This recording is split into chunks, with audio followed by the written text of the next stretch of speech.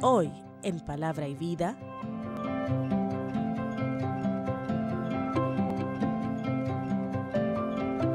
Bien, pues ahora vamos a seguir todavía los géneros literarios. Cada evangelio tiene su riqueza, como hemos dicho. Cada evangelio tiene su finalidad. Por eso hemos dicho que Marcos busca confesar al Hijo de Dios. Cada uno buscará hablar de Jesucristo de una manera diferente.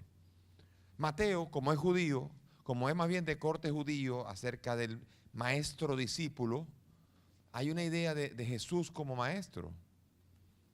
Fíjense cómo hay un sermón de la montaña, y en el sermón de la montaña Jesús se sienta, todos los demás se ponen alrededor, como una cátedra.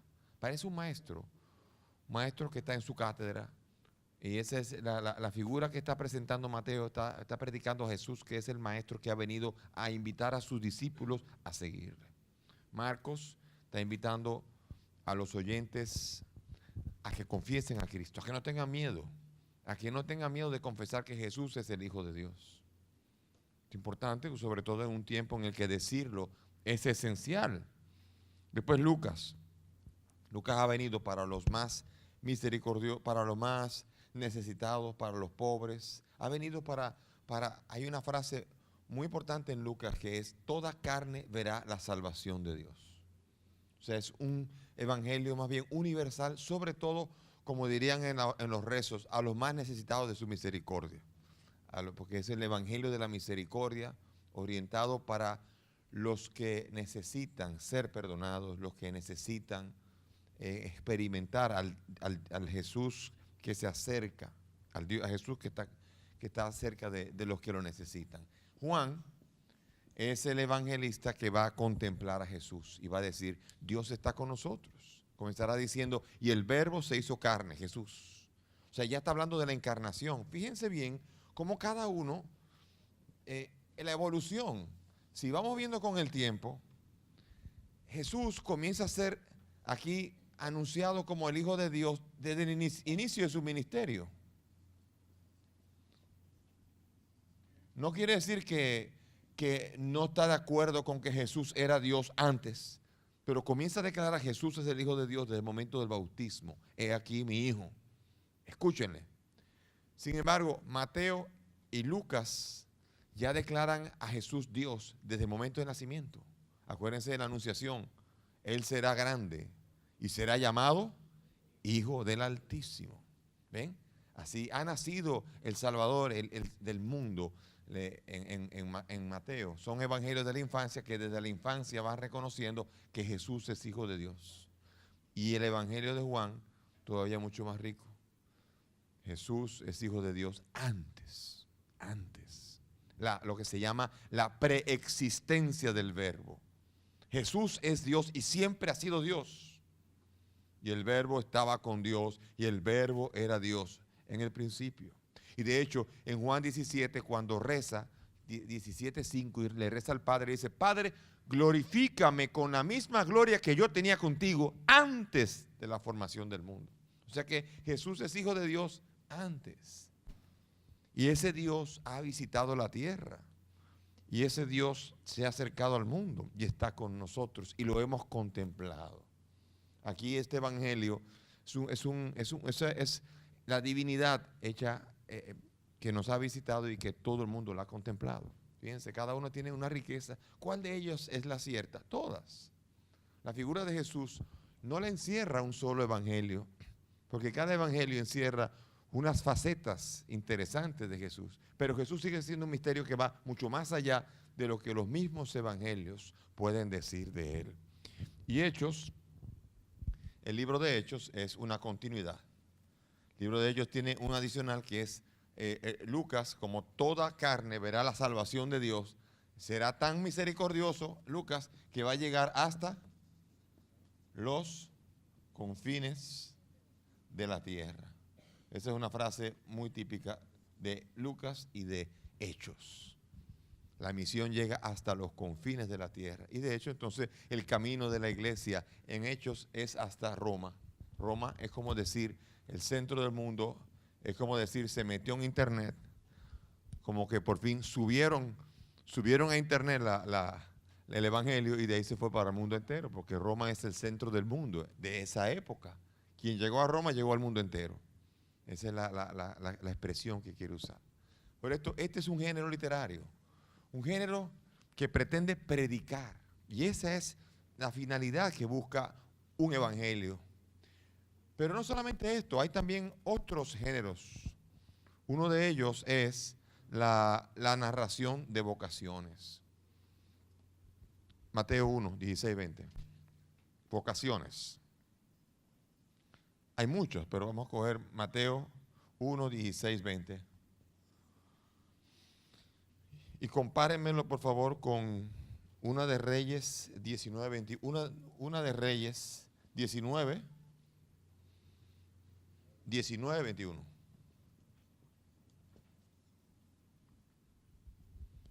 Veamos aquí. De Marcos. Marcos 1, 16. Dice aquí: bordeando el mar de Galilea, vio a Simón y Andrés, el hermano de Simón, largando las redes en el mar, pues eran pescadores. Jesús les dijo: venid conmigo y os haré llegar a ser pescadores de hombres. Al instante, dejando las redes, le siguieron. Caminando un poco más adelante, vio a Santiago, el de Zebedeo, y a su hermano Juan, que estaban también en la barca arreglando las redes. Y al instante los llamó, y ellos, dejando a su padre Zebedeo en la barca con los jornaleros, se fueron detrás de él. Una llamada de vocación, una llamada de cuando se llama, te está pidiendo: deja que todo quede allí y ven conmigo. Es como un cambio de esquema, un cambio de perspectiva. Y eso también va a ocurrir en Primera de Reyes. En Primera de Reyes, en capítulo 19, hay un paralelo. Cuando en el versículo 19 dice: partió de allí y encontró a Eliseo, ese es Elías, hijo de Shafat, que estaba arando. Había delante de él 12 yuntas y él estaba con la 12ª. Pasó Elías y le echó un manto encima. Y él abandonó los bueyes, corrió tras de Elías y le dijo: déjame ir a besar a mi padre y a mi madre y te seguiré. Le respondió: anda, vuélvete pues, ¿qué te he hecho?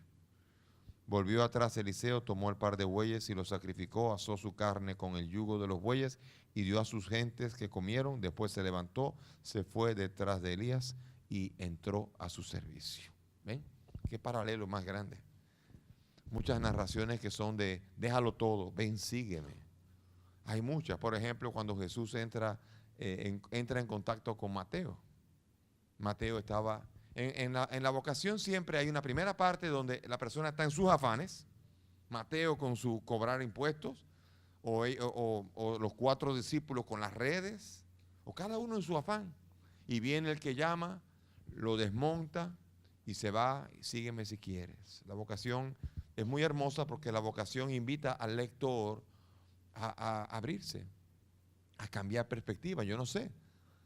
Muchas veces las vocaciones surgen cuando una persona se abre. No todo el mundo quiere ser llamado. Acuérdense, una vez una muchacha que estaba decidiendo si quería, estaba pensando y discerniendo si quería ser monja o si quería ir al convento o si quería casarse. Matrimonio o convento. Y entonces se puso a rezar delante de la Virgen. Y la Virgen estaba, es un chiste, ¿no? La Virgen estaba con el niño de Jesús en la imagen. Y ahí se pone a rezar delante de la imagen con el niño Jesús y le dice: Virgencita, Virgencita, yo quiero saber si a mí me toca ir al convento o al matrimonio. Yo quiero saber. Ella estaba segura de lo que quería, pero estaba pidiendo a la Virgen: dime, Virgencita, si es al matrimonio o al convento.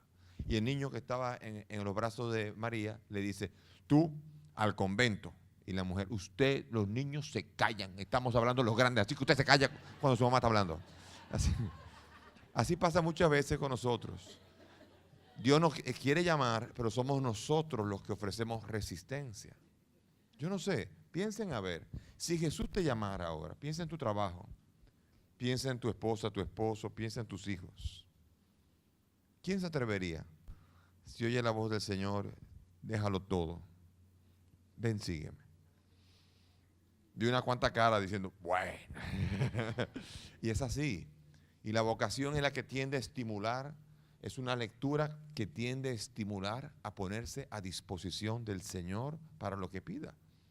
No necesariamente abandonarlo todo, pero ponerse a trabajar en algo en lo que Él pide, una vocación, encontrar un lugar en donde Dios te pide y que tú te dispones a servirle a Él.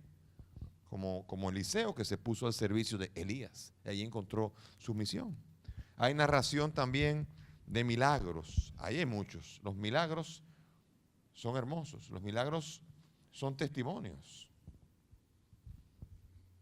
La tempestad calmada, ahí hay muchos milagros. No es lo mismo una curación que un milagro. Puede haber una curación milagrosa. Un milagro es el rompimiento de unas reglas naturales de la naturaleza.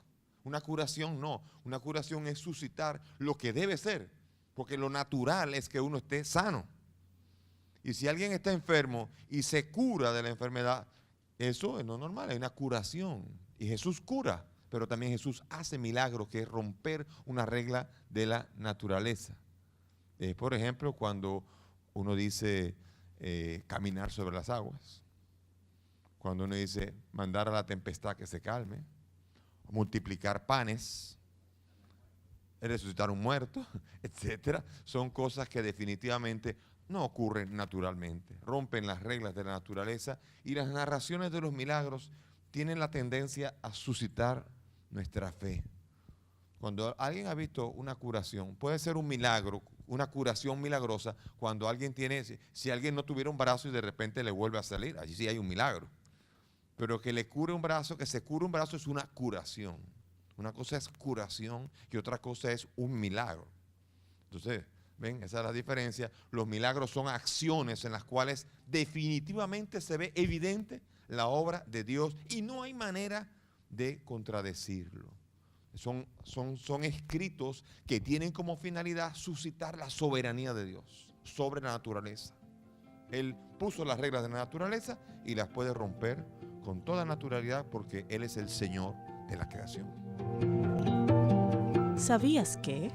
Cada evangelio tiene su finalidad. Mateo, al ser judío, presenta a Jesús como maestro. Marcos, al ser escrito en momento de persecución de los cristianos, invita a que no tengan miedo de confesar que Jesús es el Hijo de Dios.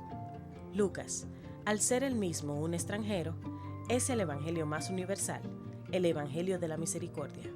Juan, al ser uno de los más cercanos a Jesús, es el evangelio que lo contempla más abiertamente. Ya regresamos.